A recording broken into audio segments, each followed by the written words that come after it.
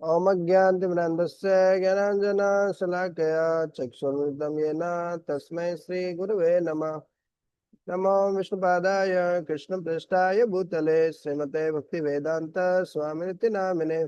नमस्ते सरस्वते देवे गौरवाणी प्रचारिणे निर्विशेष शून्यवादी पाश्चात्य देश तारिणे। जय श्री कृष्ण चैतन्य प्रभु नित्यानंद श्री अद्वैत गदाधर श्रीवासादि गौर भक्तवृंद। हरे कृष्णा कृष्णा कृष्णा हरे हरे, हरे राम राम राम हरे हरे। हरे कृष्णा। ग्रंथराज श्रीमद् भगवत गीता की जय। और भगवत गीता में हम देख रहे हैं पहला अध्याय, फर्स्ट चैप्टर। और इसमें श्लोक संख्या 30 तक हमने देखा। तो सबसे पहले भगवत गीता के पहले अध्याय में हमने क्या देखा कि देखिए धृतराष्ट्र है आंखों से अंधे। आंखों से तो अंधे है ही है, और साथ साथ में क्या है, आध्यात्मिक रूप से भी अंधे हैं।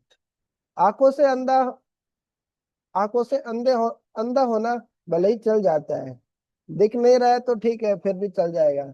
लेकिन जिसके पास शास्त्र चक्षु नहीं है, शास्त्र रूपी चक्षु नहीं है, ज्ञान नहीं है, क्या सही है क्या गलत है ये पता नहीं है, अब तो आध्यात्मिक रूप से अंधा होना उससे भी बेकार है।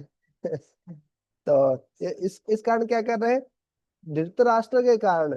धृतराष्ट्र जिसने अपने राष्ट्र, अपने राज्य को क्या करा है, धृत पकड़ के रखा है, बहुत आसक्त है अपने जो राज्य से, जिसके कारण ये पूरा युद्ध हो रहा है ना। इतना खून खराबा होने वाला है, इतने सारे लोग मारे जाने वाले हैं, ब्लड शेड होने वाला है। तो किसके कारण होने वाला है, धृतराष्ट्र। मामा कहा पांडवा से, वैसे पता चल गया उस व्यक्ति की सोच से ही पता चल गया, मेरे और पांडु के पुत्र अलग अलग कर दिया उन्होंने, कि मेरे पुत्र और पांडु के पुत्रों ने क्या किया। हम्म। तो पहले पहले श्लोक में हमने ये देखा कि श्लोक संख्या 2 से 11 में क्या देखा, दुर्योधन का डर और दुर्योधन की कूटनीति। किस तरीके से दुर्योधन अलग अलग कूटनीतियों, है ना, कूटनीति अपना रहा है, डुप्लीसिटी। इस प्रकार से बोल रहा है द्रुपद के पुत्र पुत्र ने ये सब कुछ किया है वगैरह वगैरह। हमने बहुत सारी कूटनीतियां देखी थी, लगभग 7-8, किस किस तरीके से दुर्योधन बता रहे हैं। उसके बाद में श्लोक संख्या 12 से 19 में अलग अलग अलग अलग शंखनाद होता है। हाँ, तो पांडवों पांडवों की तरफ से जो भगवान श्री कृष्ण अर्जुन जो बजाते हैं वो दिव्य शंखनाद होता है, और कौरवों की तरफ से जो होता है वो सामान्य है ना, सिंह की तरह भले ही, है ना, भीष्म पितामह बजाए हैं, लेकिन वो भी निश्चित कर रहा है कि आपकी ही हार है, दुर्योधन तुम्हारी हार निश्चित है बोले।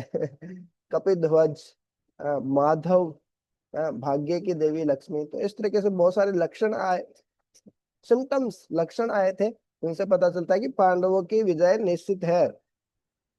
उसके बाद श्लोक संख्या 20 से 27 में जो अर्जुन है वो जो सेना का निरीक्षण करते हैं, कुरुक्षेत्र के युद्ध स्थल में सैन्य निरीक्षण जो हमारे अध्याय का शीर्षक है, तो वो 20 से 27 में अर्जुन सैन्य निरीक्षण करते हैं। और पहले बोलते हैं कि सेनयोर उभयोर मध्य रथम स्थाप्य मैं अच्युत, हे अच्युत मेरा रथ दोनों सेनाओं के बीच में आप स्थापित करो। तो इस तरीके से फिर वहां पर अलग अलग अपने संबंधियों को अर्जुन देखते हैं, और उनके हृदय में क्या होता है, 26 और 27 नंबर श्लोक में हमने देखा करुणा का भाव उमड़ आता है। हम्म। करुणा का भाव उमड़ आता है। फिर 28, 29, 30, हाँ, उन अलग अलग सगे संबंधियों को देखने के कारण, अपने जो ससुर, भ्रातृन, मातृन, पित है, मातृन तो नहीं, मातुलान, है ना, जो मामा लोग हैं, अलग अलग जो संबंधी है उनको देखने से क्या होता है, सिद्धंती गात्राणी, है, बहुत सारे लक्षण प्रकट होते हैं। तो ये हमने 30 नंबर श्लोक तक देखा था।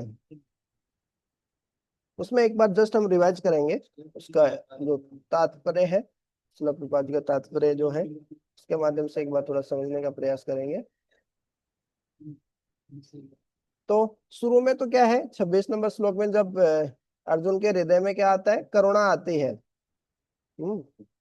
तो जो शिला प्रभुपाद जी तात्पर्य में लिखते हैं कि देखिए, एक भक्त के हृदय में करुणा आना स्वाभाविक है। भक्त का हृदय क्या होता है? कोमल होता है। तो अपने परिजनों के लिए है कि युद्ध में मारे जाएंगे उनके परिजन, उनके हृदय में करुणा आती है। तो शिला प्रभुपाद जी लिखते हैं 26 नंबर श्लोक में, आप देखेंगे। हम्म।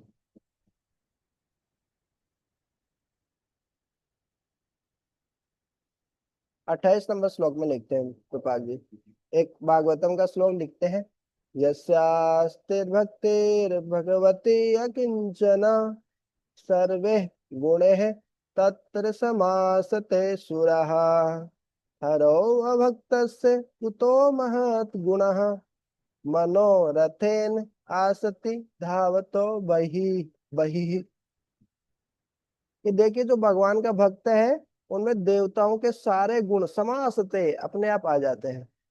भगवान का भक्त बनने से सारे गुण अपने आप आ जाते हैं। अलग से पर्सनालिटी डेवलपमेंट कोर्स, ये कोर्स वो कोर्स करने का जरूरत नहीं है जी। लेकिन दूसरी तरफ हरो अभक्त से कुतो महत्वपूर्ण, यदि कोई भगवान का भक्त नहीं है तो कोई कितना भी महान गुण हो सकता है, उसका क्या ही फायदा? क्यों? उसका मन, मन रूपी रथ है, मन रूपी रथ में वो बैठकर इधर उधर उसका मन भटकता रहता है। धावतो वही, इधर उधर भटकता रहता है, वो कहीं एक जगह ध्यान नहीं लगा पाता है, एकाग्रता नहीं आ पाती है उसकी, है। क्यों? भगवान का भक्त नहीं है। हम्म। तो इस तरीके से, लेकिन फिर इसमें बता रहे हैं कि अच्छा है करुणा, हाँ अर्जुन की करुणा अच्छी है। लेकिन फिर अगले ही देखिए तात्पर्य में प्रभुपाद जी क्या लिखते हैं, ये सब भौतिक करुणा है।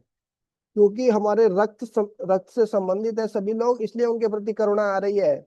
जबकि वास्तव में अर्जुन क्षत्रिय है, और क्षत्रिय का काम है न्याय, है। क्षत्रिय को न्याय चाहिए रहता है। तो मैनेजमेंट में रहते हैं, एडमिनिस्ट्रेटिव जो पीपल होते हैं, justice, fight, fight for justice. अब भले उसमें सगे संबंधी हो, कोई फर्क नहीं पड़ता। क्षत्रिय मतलब न्याय, है। तो ये क्षत्रिय के गुण होते हैं भगवत गीता में, हमने देखे थे 17वें 18वें अध्याय में। ब्राह्मण के क्या गुण होते हैं, क्षत्रिय के क्या गुण होते हैं, हाँ, वैश्य और शूद्र सबके अलग अलग गुण होते हैं।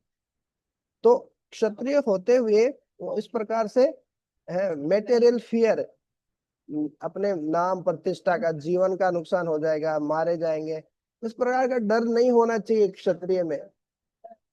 हम्म। और विशेष रूप से भगवान का भक्त होकर तो होना ही नहीं चाहिए।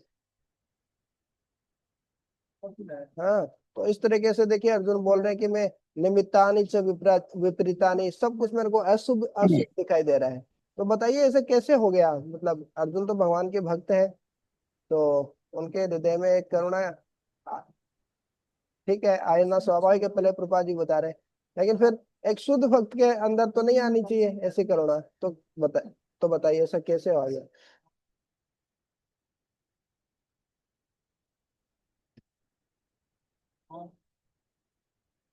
देखिए, अर्जुन तो शुद्ध भक्त है ना, प्योर डिवोटी है।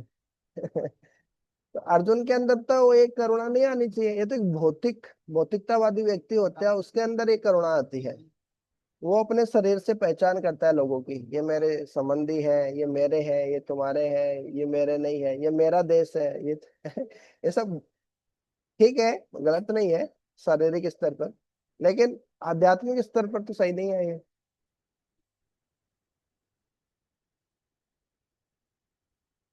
देखिए, शारीरिक स्तर पर सही है ना। हम हिंदुस्तान जिंदाबाद, हिंदुस्तान जिंदाबाद और पाकिस्तान मुर्दाबाद। लेकिन हो सकता है कि अगले जन्म में हम पाकिस्तान में जन्म हो जाए हमारा, तो फिर क्या बोलेंगे? पाकिस्तान जिंदाबाद है। तो मतलब शाश्वत स्तर पर, आध्यात्मिक स्तर पर तो कोई चीज सही है ना। देखो, दो चीजें होती है, एक होता है रिलेटिव ट्रूथ, एक होता है अब्सोल्यूट ट्रूथ। अब्सोल्यूट ट्रूथ मतलब आध्यात्मिक सत्य, परम सत्य, जो कभी गलत नहीं हो सकता है। जबकि जो रिलेटिव ट्रूथ भी बहुत सारी चीजें होती हैं, सापेक्षिक सत्य, किसी के सापेक्ष में, तुलना में, तो वो हमेशा सत्य हो जरूरी नहीं है। आध्यात्मिक आत्मा का जो ज्ञान है, भगवान से जो जुड़ा हुआ ज्ञान है, भगवत गीता, वो तो अमर ज्ञान है, वो कभी गलत नहीं हो सकता है। तो वास्तव में ऐसा क्यों हो रहा है, अर्जुन के मन में ऐसे भौतिक करुणा क्यों उमड़ कर आ रही है?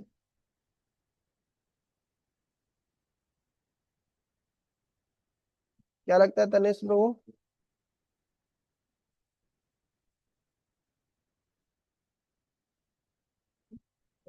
राठौड़ प्रभु जी, आपको क्या लगता है? मोह से हाँ, मतलब मोह। अपने स्वजनों को देख। जी करेक्ट। अपने जी। स्वजनों अपने को। स्वजनों को देख करके उनके प्रति जो। हाँ, जी जी जी जी। लेकिन ये उनमें क्यों? करुणा के भाव जागृत हुए, जैसे मैं पितामह की गोद में अकेला, गुरु गुरु ने मुझे सिखाया। भांति भांति के विचार उनके मन में ग्रस्त हो गए। जी, लेकिन वास्तव में तो वो एक शुद्ध भक्त है, प्योर डिवोटी है, तो शुद्ध भक्त के मन में तो ऐसे विचार नहीं आने चाहिए।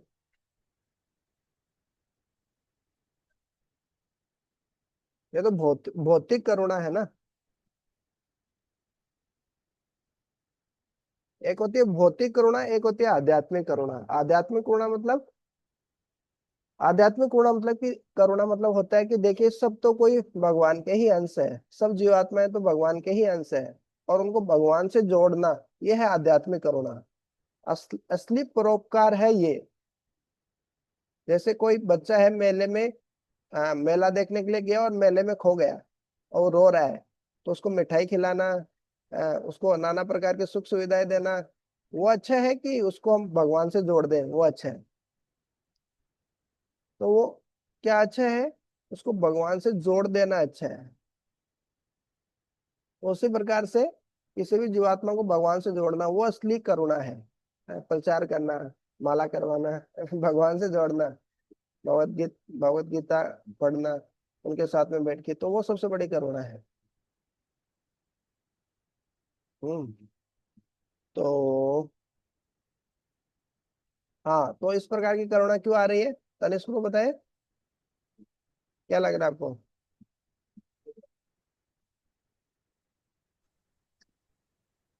मतलब हम ये बोल सकते हैं कि मतलब जो पूरा संसार है पूरा माया से बना हुआ है, तो माया के प्रभाव में हो सकता है।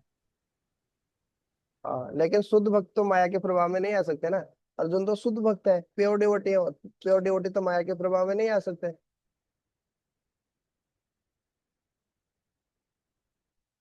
तो इसमें भगवान श्री कृष्ण की कोई लीला हो कि इस बहाने वो श्री विजन हुआ, उसका उपदेश जन साधारण को मिला। जी जी करेक्ट, एकदम करेक्ट। ये भगवान की ही इच्छा है। भगवान ही चाह रहे कि मतलब इस तरीके से वो मोहित हो जाए और उनके माध्यम से भगवत गीता का ज्ञान है पूरी दुनिया को दिया जा सके इस तरीके से। करेक्ट। तो आज हम देखते हैं, तो फिर प्रभुपाद जी लिखते हैं, देखिए इसमें कोई भी भौतिक चीज से हम ज्यादा आसक्त हो जाते हैं ना, इसलिए हमारे जीवन में डर आता है। हमको डर क्यों लगता है? कोई चीज खोने का डर लगता है, भविष्य में हमारे पास कोई चीज है, वो भविष्य में कोई, है ना, खत्म नहीं हो जाए, वो चोरी ना हो जाए। हाँ, तो भविष्य को लेकर डर लगता है। वर्तमान में जो चीजें हमारे पास में उनसे आसक्ति रहती है, वो है, तो उनके कारण हमको डर लगता है भौतिक चीजों में। ये प्रभुपाद जी लिख रहे हैं ना, excessive attachment for material things puts a man in such a bewildering condition of existence, भयम द्वितीय अभिनिवेशतः स्यात्। भगवान को छोड़कर और कहीं भी हम हमारी आसक्ति लगाएंगे तो डर आएगा ही आएगा। हाँ, नमित्तानि विपरीतानि, इस तरीके से सब कुछ विपरीत दिखेगा और फ्रस्ट्रेशन आएगा। तो अभी तक अर्जुन का पहला कारण है कि मैं युद्ध क्यों नहीं करूंगा, करुणा के कारण। तो वास्तव में ये हमारे जीवन में भी होता है। हाँ, हमारे जीवन में भी कई बार होता है कि करुणा के कारण हम भक्ति नहीं करते हैं। बता सकते हैं? कई लोग भक्ति छोड़ देते हैं या भक्ति नहीं करते हैं, बहाना देते हैं कि करुणा, हमारे जो सगे संबंधी है उनके प्रति करुणा का भाव है, हमारा दया का भाव है। बता सकते हैं कैसे हो सकता है? कोई व्यक्ति के मन में भौतिक अपने स्वजनों को लेके, परिवारजनों को लेके बहुत ज्यादा आसक्ति रहती है, बहुत ज्यादा। तो उसके कारण भी भक्ति नहीं करते हैं, ऐसा सोच सकते हैं। भले ही वो ब्रह्मचारी हो या गृहस्थ हो, उससे फर्क नहीं पड़ता, दोनों के लिए ही हो सकता है।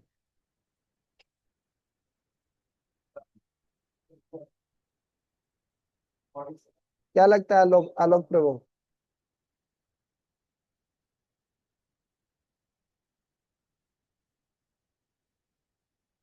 आलोक प्रभु, आपको तो मैरिज हो गई ना, शादी हो गई।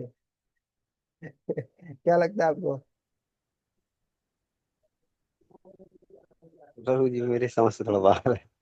समस्या नहीं, पर्सन सीधा सरल पर्सन है।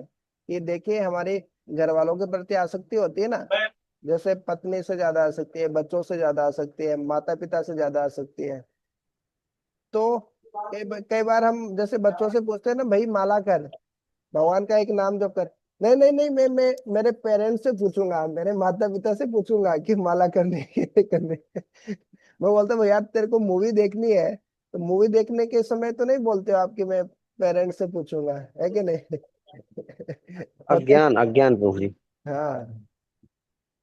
तो ये, हाँ, तो ये अज्ञान तो है ही, और साथ साथ में क्या रहता है कि जैसे मान लीजिए कोई ब्रह्मचारी है, तो वो वो सोच रहा है कि अभी माता पिता की सेवा करनी पड़ेगी, अब तो घर जाना पड़ेगा, है कि नहीं? हालांकि नहीं जाएगा तो भी सेवा तो हो जाती है। तो वो क्या रहती है, करुणा, भौतिक करुणा रहती है। इस कारण कई बार मंदिर छोड़ के चले जाते हैं कि घर जाके हम सेवा करेंगे तो गृहस्थ रहेंगे तो अच्छी सेवा कर पाएंगे। लेकिन जो गृहस्थ है उनको पता है, हम बोले जॉब में इतना, जॉब में इतने बिजी है, हमारे जो जॉब लाइफ है उसमें इतना बिजी रहते हैं, हम घर वाले माता पिता की सेवा नहीं कर पाते। तो पत्नी के साथ अपने बच्चों को लेकर इतनी करुणा आ जाती है कई बार कि माला छोड़ देते हैं, भक्ति छोड़ देते हैं। तो यह करुणा पहला कारण है। करुणा के कारण जो अर्जुन है वो युद्ध नहीं कर रहे हैं, और यही भौतिक करुणा है, उसके कारण हम कई बार भक्ति नहीं करते हैं। हाँ, ये सेम करुणा है, भौतिक करुणा है। ये सेम भौतिक करुणा के कारण हम ब्रह्मचारी या फिर गृहस्थ, हम भक्ति नहीं करने का बहाना बनाते हैं। और ये सेम भौतिक करुणा के कारण अर्जुन युद्ध न करने का बहाना बना रहे हैं। एक्चुअली अर्जुन 5 मुख्य कारण बताएंगे, अभी है हम देखेंगे। अर्जुन 5 मुख्य कारण बताएंगे कि मैं युद्ध क्यों नहीं करूंगा, और वही 5 मुख्य कारण हम बनाते हैं हमारे जीवन में कि हम भक्ति क्यों नहीं करेंगे। है? पहला है भौतिक करुणा, परिवारजनों के प्रति इतनी करुणा उमड़ कर आती है कई बार, भौतिक करुणा। अरे माला वाला करने से क्या होगा, कमाना पड़ेगा ना घर वालों के लिए, थोड़ी ना माला करने से पेट भर जाएगा, है कि नहीं? थोड़ी ना ब्रह्मचारी बनकर आश्रम में बैठ जाने से सब कुछ हो जाएगा, माता पिता के साथ रहना पड़ेगा ना, उनकी सेवा करनी पड़ेगी।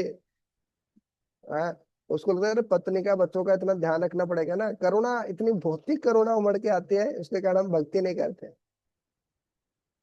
तो ये अर्जुन का पहला कारण है, भौतिक करुणा। और हमारे जीवन में भी ऐसा होता है, भौतिक करुणा के कारण हम भक्ति नहीं करते।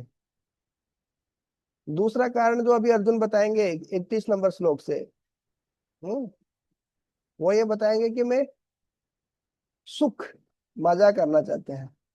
ज्यादातर लोगों को क्या रहता है, जैसे दूसरा कारण अभी अर्जुन बताने जा रहे हैं, अरे आनंद करना है, सुख भोग करना है?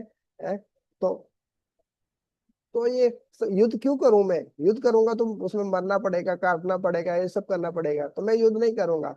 तो हम भी कई बार, बहुत सारे लोग भक्ति में आते ही नहीं है। भक्ति का नाम सुन के डर लगता है उनको, अरे भक्ति मतलब सब कुछ छोड़ छाड़ देना पड़ेगा, नशा नहीं करना, जुआ नहीं खेलना, मांसाहार नहीं करना, अवैध संबंध भी नहीं बना सकते हैं। बोले कलयुग में तो पैसा कमाते हैं, इतना ऊंचा जॉब करते हैं, अवैध संबंध बनाने के लिए करते हैं बोले। पैसा होगा तो ये सब कर पाएंगे अच्छे से। हम्म तो सुबह जल्दी उठना पड़ेगा, अरे इतने सारे नियम, हमारा सुख, हमको सुख कहाँ से मिलेगा?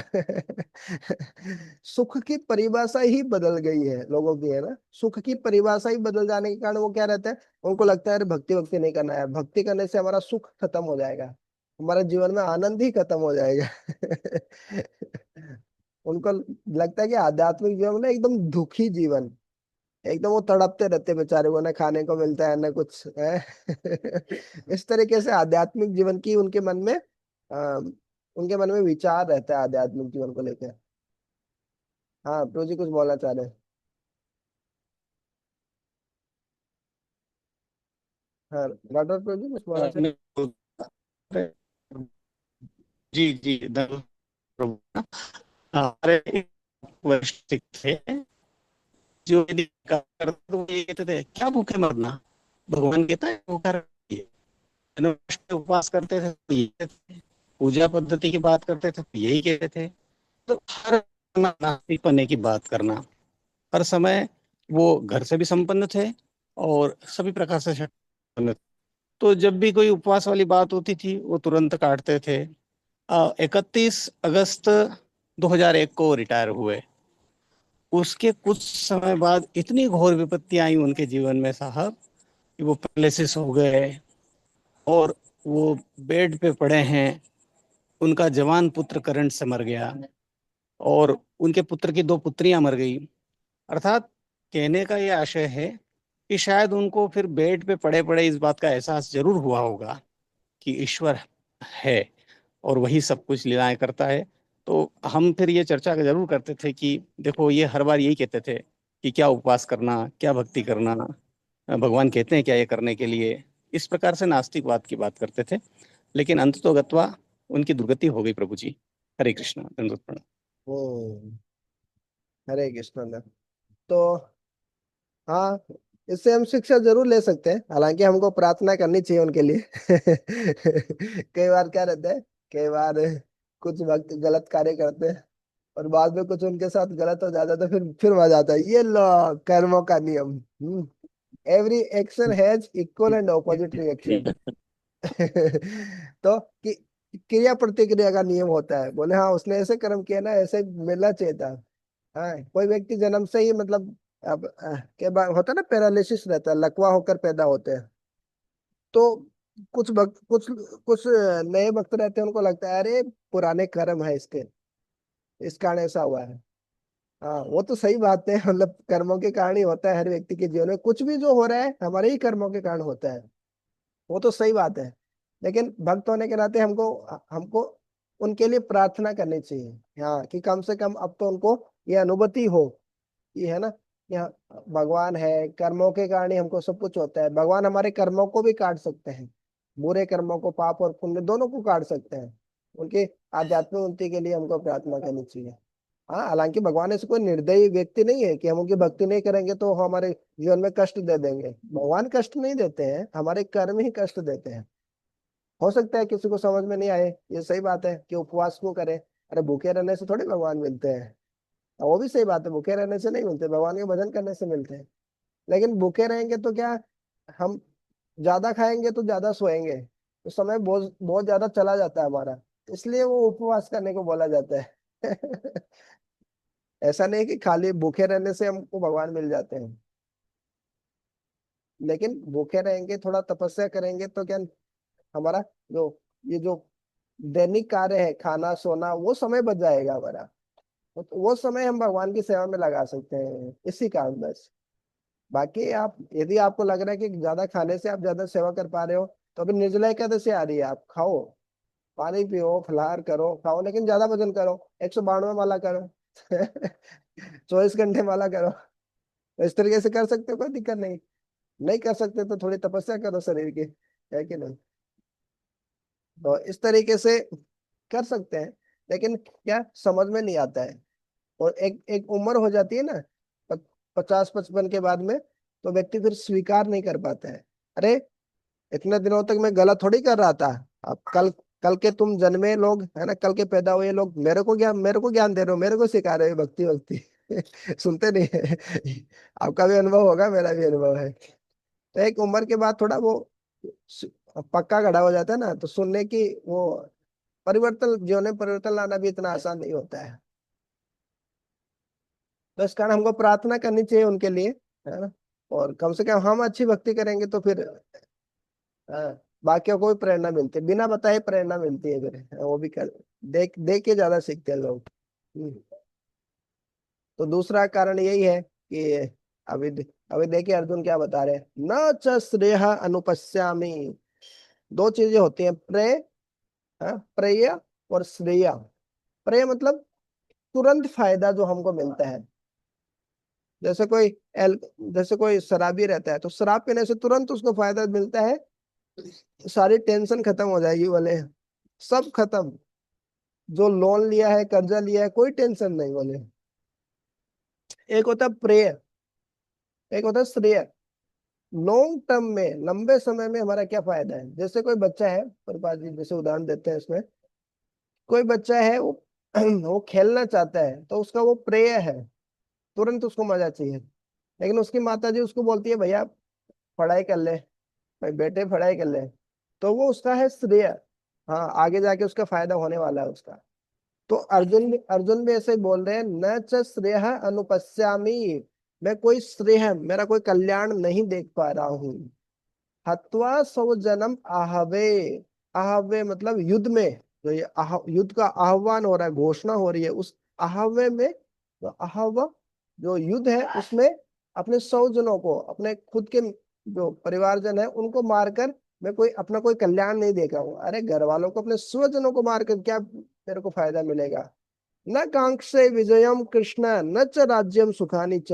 हे कृष्ण, मेरे को कोई विजय जीत नहीं चाहिए। जीत कर मैं, न तो राज्य चाहिए मेरे को, न राज्य का सुख चाहिए। हाँ, ये सब मेरे को नहीं चाहिए। न तो मैं जीतना चाहता हूँ, नहीं मेरे को राज्य सुख भोगना है।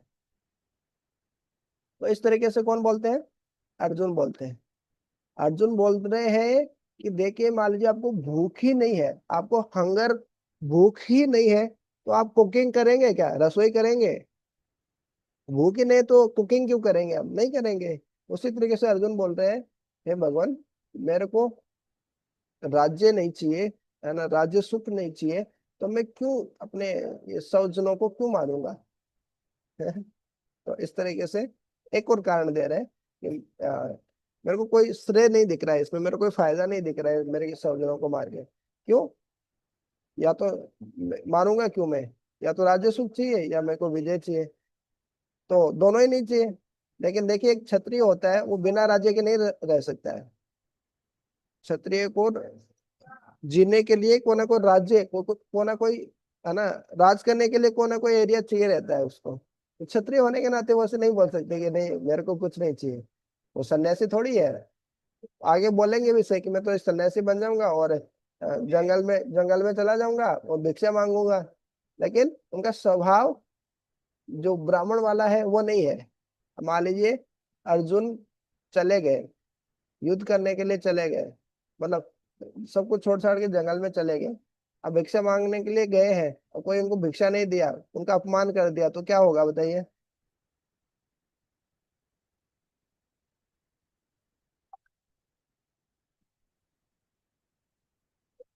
अब क्षत्रिय स्वभाव जो है ना, क्षत्रिय स्वभाव वो प्रकट हो जाएगा।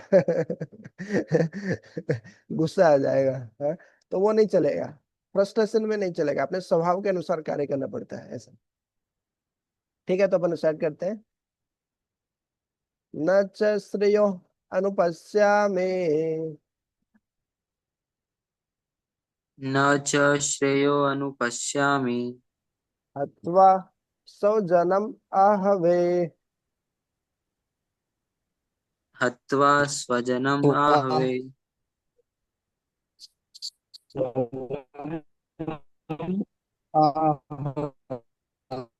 न कांक्षे विजयम कृष्ण न कांक्षे विजयम् कृष्ण। न च राज्यम सुखानि च। न च राज्यं सुखानि च। बढ़िया terms. I do not see how any good can come from killing my own kinsmen in this battle, nor can I, my dear Krishna, desire any subsequent victory, kingdom, or happiness. हाँ, तो इस तरीके से Rathore project का शायद internet week है। तो इस तरीके से क्या हो रहा है, हाँ नीचे। इस तरीके से अर्जुन बोल रहे हैं कि मेरे को कुछ भी इसमें अच्छा नहीं दिख रहा है। हाँ, तो लेकिन प्रभुपाद जी तात्पर्य में लिख रहे हैं, देखिए जो क्षत्रिय होता है, भगवान का डायरेक्ट निर्देश पे, या तो उसको क्या होना चाहिए, युद्ध युद्ध युद्ध क्षेत्र में उसको मर जाना चाहिए, या फिर युद्ध करके, है ना, सुख राज्य भोग करना चाहिए, उसका कर्तव्य होता है। ऐसा करने से वो क्या उच्च गति को प्राप्त करेगा। अभी देखिए क्या बता रहे हैं, किम नः राज्येन गोविंद किम भोगे जीवितेन वा यसामर्थे कांक्षितम न राज्यम भोगः सुखानि च। किम नः राज्येन गोविंद, हे गोविंद, आप तो सबकी इंद्रियों को आनंद देने वाले हैं। गोविंद मतलब जो हमारी इंद्रियों को या गायों को जो आनंद देते हैं उनको गोविंद बोलते हैं। आप सबको सबकी इंद्रियों को आनंद देने वाले हैं, तो मेरी भी इंद्रियों को आनंद दीजिए ना, मेरे सारी इंद्रियों को जला क्यों रहे हैं आप? बोल रहे हैं युद्ध करो युद्ध करो। किम भोगे है जीवितेन वा, ये जीवित रहकर भोग करने से भी क्या फायदा? Oh Govind, of what avail to us are a kingdom, happiness, or even life itself, when all lose, all those for whom we may desire, them are now arrayed in this on this battlefield. तो बोल रहे हैं कि उस राज्य को प्राप्त करके भी, उसका भोग करके भी क्या फायदा? जीवित रह के यदि उस राज्य का भोग करूंगा तो भी उससे क्या फायदा? यह सामर्थ्य जिसके लिए, जिस राज्य को मैं कांक्षितम, कांक्षा कर रहा हूँ, इच्छा कर रहा हूँ, नह राज्यम भोगा सुखानी से, उस राज्य की भोग और सुख के लिए जो मैं कांक्षा कर रहा हूँ, इच्छा कर रहा हूँ, तो उसके लिए उस इच्छा का करने से भी क्या फायदा है? हे गोविंद, क्यों?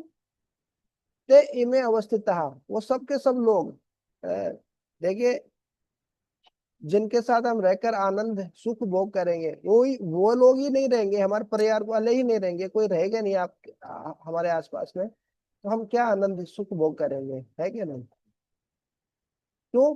ते मतलब वे सब लोग, इमे मतलब इस युद्ध में, अवस्थित युद्धे, इस युद्ध में वो सब लोग खड़े हैं, प्राणान त्यक्त्वा धनानि च, अपने प्राण और धन दोनों को दांव पर लगाकर, त्यक्त्वा त्याग कर, छोड़कर, क्योंकि इस युद्ध में मारे भी जाएंगे ये सब लोग और इनके धन भी नष्ट हो जाएगा। आचार्य द्रोणाचार्य, भीष्म पितामह, पितर पिताजन, पुत्र पुत्र, तथैव च पितामह, और पितामह भीष्म, ये सब लोग खड़े हैं वहां पे। मातुलः ससुरः पौत्रः, मामा लोग, ससुर, पौत्र, श्याला, संबंधी, ये सब लोग वहां पे खड़े हैं। ये सब लोग क्या, हंतुम इच्छामि, मारने के लिए इच्छा कर रहे हैं या मरने के लिए। न तो अभी मधुसूदन, हे मधुसूदन, आप तो मधु नामक राक्षस को मारने वाले हैं। ये सब लोग तो घ्नतः अपि, ये मारे जाएंगे सब लोग तो। अपि त्रैलोक्य राजस्य है तो किम नु मही कृते, मही कृते, कुछ पृथ्वी के लिए, कुछ पृथ्वी के टुकड़े के लिए, मही कृते, मही के लिए, तो क्या बात, मेरे को तीनों लोगों का राज्य भी दे देंगे ना, तो भी मैं ये सब कार्य नहीं करना चाहता। मैं निहत्ते धात राष्ट्रान का प्रीति स्यात् जनार्दना, हे जनार्दन, जनार्दन के दो अर्थ होते हैं, जन प्लस अर्दन, मतलब सब जो जन है, सब लोगों का कल्याण करने वाले, उनका रक्षा करने वाले या उनको मारने वाले, दोनों ही अर्थ होता है। कि हे जनार्दन, इन सारे धृतराष्ट्र के पुत्रों को मारकर, निहत्ते मारकर, का प्रीति से आप से क्या फायदा होगा, क्या प्रसन्नता मिलेगी मेरे को कुछ फायदा नहीं दिख रहा है इनको सबको मारकर। तो इस तरीके से ये बोल रहे हैं, अर्जुन बोल रहे हैं भगवान को, ये सब करने से कहा प्रीति से क्या फायदा होगा, क्या ही प्रसन्नता मिलेगी। हे जनार्दन, तो दो शब्द बहुत महत्वपूर्ण है यहाँ पे। एक तो भाई गोविंद है, आपका नाम गोविंद है, आप मेरे इंद्रियों को खुश कीजिए। जबकि वास्तव में क्या होना चाहिए, हमको भगवान की इंद्रियों को तुष्ट करना चाहिए। भगवान की इंद्रियों को संतुष्ट करना चाहिए, उससे हमारी इंद्रिया तुष्ट हो जाती है। यस्मिन तुष्टे जगत तुष्ट है। लेकिन अर्जुन बोल रहे कि आप मेरी इंद्रियों को तुष्ट कीजिए। मधुसूदन है, आप मधु नामक राक्षस को मारने वाले, मेरे संशयों का समाधान कीजिए आप। जनार्दन, अरे आप तो जनार्दन है, आप ही तो मार सकते हो सब लोगों को, इनको आप मेरे को क्यों बोल रहे हो, आप युद्ध करो मारो। तो वास्तव में इसके पीछे कारण है। अभी आगे जाके भगवान बताएंगे। हाँ, निमित्त मात्र भव, भव सव्य साचिन, 11वें अध्याय में हमने देख लिया पहले ये, कि निमित्त मात्र बनो, मारने वाला तो मैं ही हूँ, लेकिन पहले भगवत गीता की शुरुआत में अर्जुन को संशय था, अरे आप सबको मारने वाले, सबका पालन करने वाले आप, ये मेरे को क्यों बोल रहे, मेरे को क्यों फंसा रहे हैं इस युद्ध में? इस तरीके से बोल रहे हैं।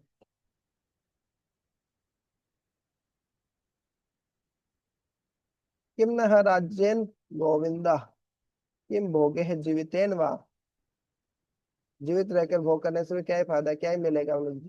जिनके लिए मैं सब राज्य और सुख चाह रहा हूँ वो लोग ही नहीं रहेंगे, वो सब लोग तो इधर युद्ध में लाइन में खड़े हैं, सब लोग अपने प्राण और धन को त्याग कर। आचार्य पितर वितर ये सब लोग, सगे संबंधी सब लोग तो यहीं खड़े हैं मधुसूदन। तीनों लोगों का राज्य भी यदि आप एक्सचेंज में मेरे को दे देंगे तो मैं नहीं लूंगा, तो इस छोटे से टुकड़े, धरती के टुकड़े के लिए तो मही कृत्य के लिए तो क्या ही बोले। हाँ, निहत्ते धातराष्ट्र, धातराष्ट्र के पुत्रों को मारकर क्या प्रीति साथ, क्या क्या खुशी मिलेगी बोले हे जनार्दन। इस तरीके से तो अपन डिसाइड करते हैं। किम नो राजेन गोविंद किम नो राज्येन गोविंद किम भोगेर जीवितेन वा। किम भोगेन जीवितेन वा। भोगे जीविते ये सामर्थ्य कांक्षितम नो राज्यम येषामर्थे येषामर्थे काङ्क्षितं नो राज्यम् नो राज्यं भोगः सुखानि च। राज्यम भोगः सुखानि भोगः सुखानि भोगाः सुखानि ते इमे अवस्थिता युद्धे ते त इमे इमे अवस्थिता अवस्थिता युद्धे युद्धे प्राणान् त्यक्त्वा धनानि च। प्राणान् प्राणान् त्यक्त्वा त्यक्त्वा धनानि च। धनानि च आचार्यः पितरः पुत्रः आचार्यः पितरः आचार्यः पुत्रः पितरः पुत्राः तथैव च पितामहः तथैव च पितामहः तथैव च पितामहः मातुलः श्वशुरः पौत्रः मातुलः श्वशुरः पौत्रः मातुलाः श्वशुराः श्यालः संबंधिनस्तथा शालाः श्यालाः सम्बन्धिनस्तथा सम्बन्धिनस्तथा एतान् हन्तुम् इच्छामि एतान् एतान् हन्तुमिच्छामि हन्तुमिच्छामि सुनतो अपि मधुसूदन। धनतो अपि हन्तोऽपि मधुसूदन मधुसूदन अपि